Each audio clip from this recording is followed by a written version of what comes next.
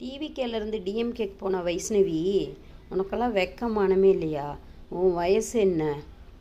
எலி புழுக்க இப்போ தான் புழுக்க போட்ட மாதிரி இத்தினோண்டு இருந்துட்டு இப்போவே ஒரு கட்சிக்குள்ளே போய் அவங்க என்ன பண்ணுறாங்க ஏது பண்ணுறாங்க அவங்களோட ஐடியா என்னென்னலாம் தெரிஞ்சுக்கிட்டு அதுலேருந்து உன்னோட கட்சியில் மறுபடியும் போய் ஜாயின் பண்ணி இந்த கட்சியை பற்றி அது இதுவும் பேசுகிற.